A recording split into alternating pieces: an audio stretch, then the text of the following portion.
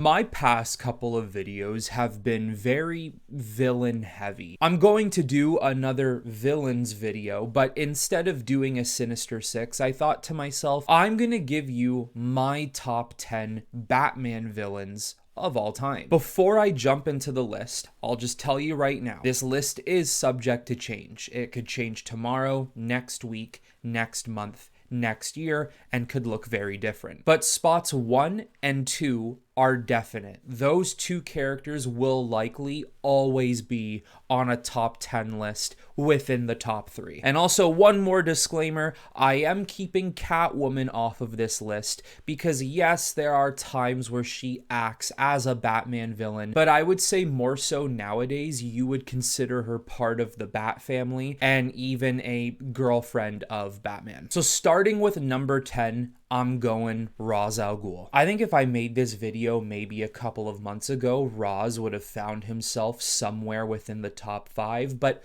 today I feel like showcasing a couple of more characters. I think Ra's is so important to Batman's world because he sees Batman in a different way. Ra's sees him as his successor. If Batman were in charge of the League the way Ra's wants him to be, he would effectively change the world. That change comes with a lot of sacrifice and a lot of death, which Batman is not willing to do. And I think that's what's so fascinating between the two, because Ra's sees this potential. He sees what Batman could really do. I think it is pretty damn cool that Batman has a villain who's been walking the earth for over 600 years, destroying and tearing down previous civilizations. And then to have that man who has had success of bringing down the greatest societies Earth has ever seen, to want to do that to societies in the modern day, and to even want to do that to Gotham, and Batman stops him, it's pretty amazing. But also too, coming from Ra's al Ghul is the Lazarus Pit, which can have a lot of implications for a lot of characters,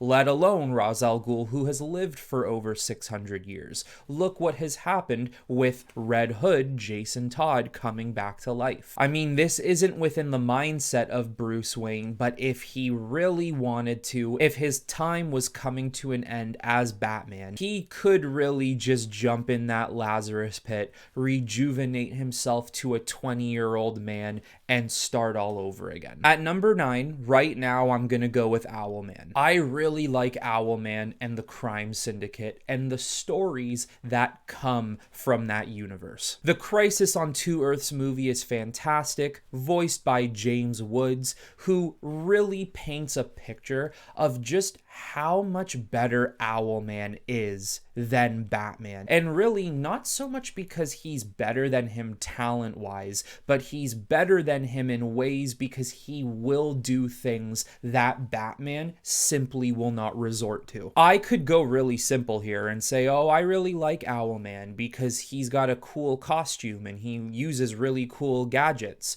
and he's capable of fighting people more powerful than him the way Batman can. But the real reason why I like Owlman is because he is, in a way, the exact opposite of Bruce Wayne. Instead of hating what happened to his parents, hating the crime that was committed, Owlman embraced his parents' death, let alone he's the one who wanted to carry out the murder. This is a man who does not show pity, he does not show mercy. If he is better than you, he does not care about you, and if he is not better than you, he will always find a way to be better than you. At number 8, I'm going with the Batman Who Laughs. Whereas Owlman is the exact opposite of who Batman is, the Batman Who Laughs is the exact thing Batman would never want to become. That is one of his greatest nightmares, is becoming his arch nemesis Joker. And I think that is one of the most interesting things about that Batman story. Yes, of course, he did induce some Joker toxin, which seeped into his bloodstream, which slowly turned him into a Joker. But I do believe that is really telling of how Batman and Joker's relationship is so intertwined with one another,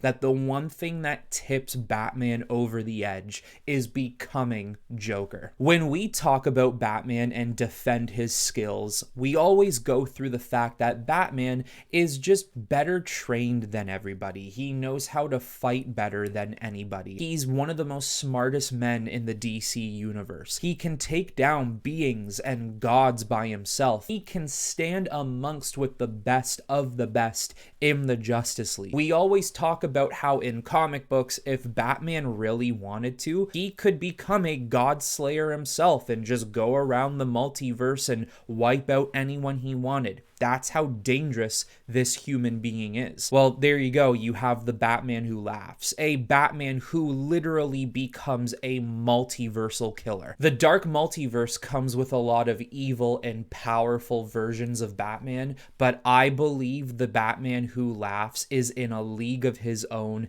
He's next level. At number 7, I placed Clayface. I think Clayface is a character who has vastly lost popularity ever since the days of the Batman animated series. I mean, this guy made of clay who can morph into any person he wants and any object he wants. He's powerful enough to take down some really strong hero characters in the DC universe, yet you get a man like Batman capable of withstanding what he throws at him. And I've always loved the idea of this ex-actor. People who really gotta make sure for a lot of the roles they accept are looking clean cut. They're looking pretty. Their face is a priority. And then all of a sudden, he starts to suffer from this clay disorder in which his face is now starting to droop, and almost like he can't control what's happening to his body because he's not used to his powers yet. It runs him out of the Hollywood industry. Whereas he might be a bad guy, he is just a scared man trying to figure out what's happening to him, trying to find a cure for himself so he can go back to the way his life was before. In a lot of ways, he is just a very misunderstood villain. Although I like the idea of Carlo essentially just saying, you know what, this is me now. I like my power. I like what I can do. There are things I can accomplish I could never have accomplished as an actor. I'm going to utilize this. At number 6, I put Poison Ivy. I really don't know if people truly understand how powerful Poison Ivy is. The fact that on any given day, she could take on some of the greatest heroes in DC. She also has a vastly underrated intelligence. She was a scientist after all. And her powers go beyond just being able to control plants. We've all seen her seduction tactics as well. She's capable of creating humanoid plant symbiotic relationships. She can control the vegetables and fruits inside of your body that you have already eaten. She has a connection to the green like Swamp Thing. Yes, maybe not as powerful as Swamp Thing because he's literally made all of plant matter, whereas Poison Ivy's a little more experimental. She has still been touched by it and can access it. Halfway through now, at 5, I put Mr. Freeze. Another very underrated, powerful villain towards Batman. He might not be the most nimble, the most agile, but once again, he is very intelligent,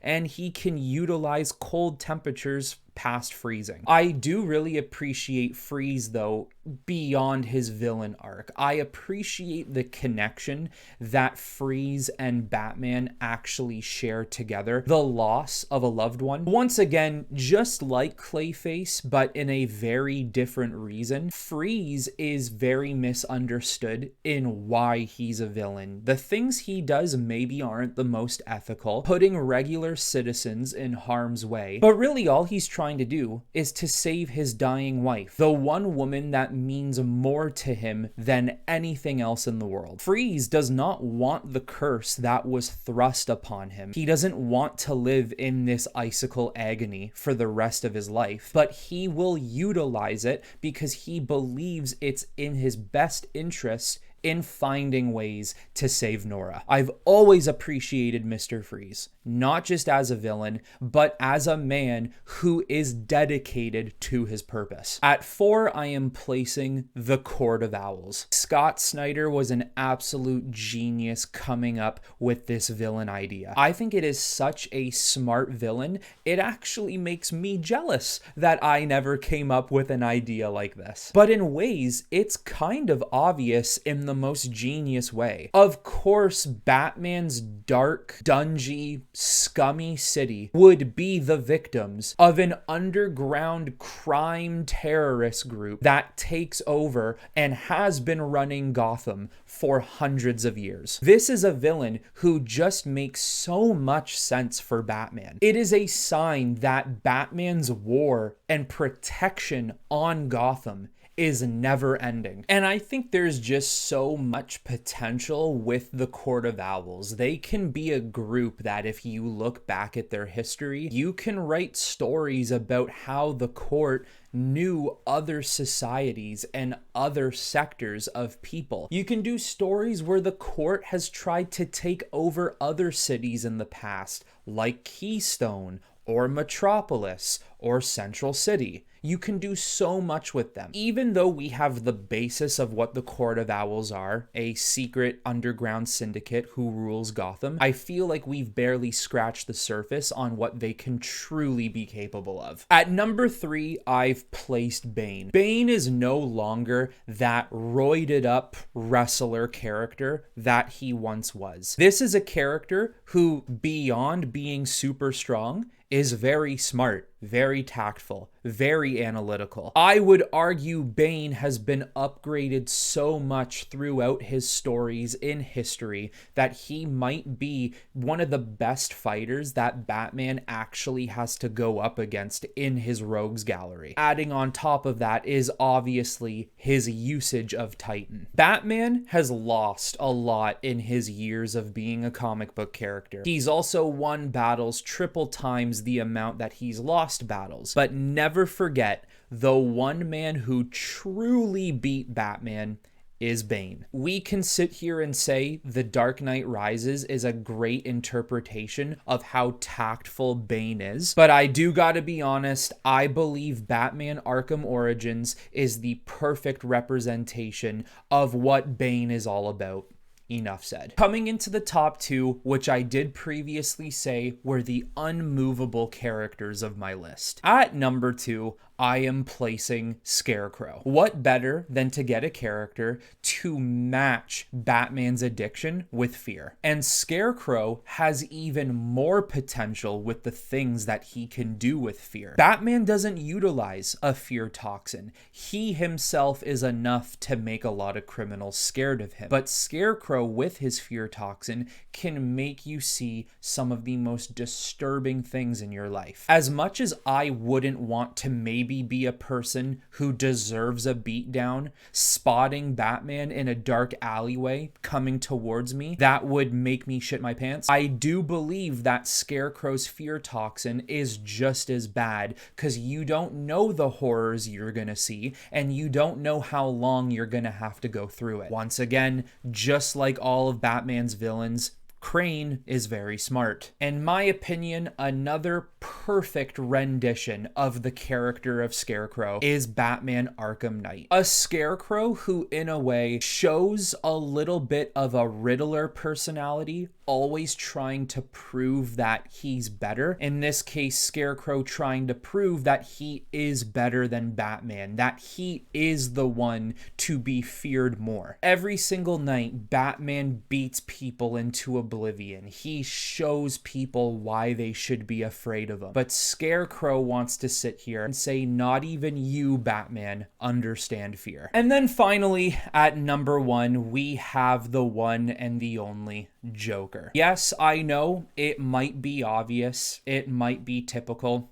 I don't care. I think Joker is not just the greatest Batman villain of all time. I think he is in a top 5, maybe even a top 3 of greatest villains of all time in general. Who once just used to be a laughing clown is now a sadistic, psychotic, and vastly intelligent character. A character who you think has one plan, but in the meantime created 6 other plans. A character who literally dedicates every single second of his time trying to figure out new ways to mess with Batman. A character who, if you figure out plan A, B, and C, he guarantees you didn't figure out D, E, and F. This is one of the few characters who will do whatever he wants because he knows that the worst is coming to him is maybe a broken face and some rehab time in Arkham Asylum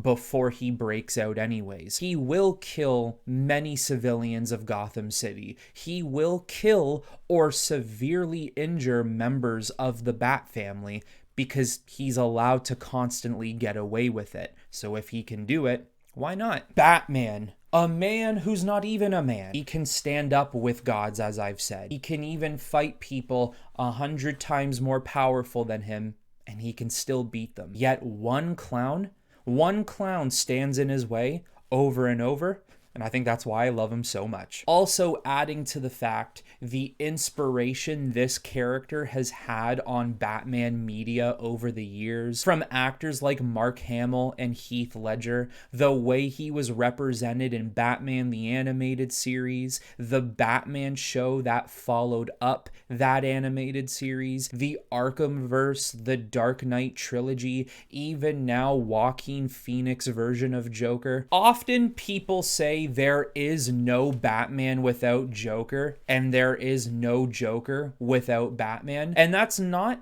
completely true. There is a Batman without Joker. There is no Joker without Batman. Although I think the more accurate statement is there is more entertainment to be had when both of these characters face up against one another. All right, guys, there you go. That is my top 10 list of Batman villains. Once again, a lot of them could be subject to change. This list could look different a little while from now, but I'm sticking with what it looks like now. Now, everyone, let me know in the comments down below what your top 10 or maybe even your top 5 villains for Batman are. That is all I have for you on this one, everyone. So until next time, I will talk to you all very soon.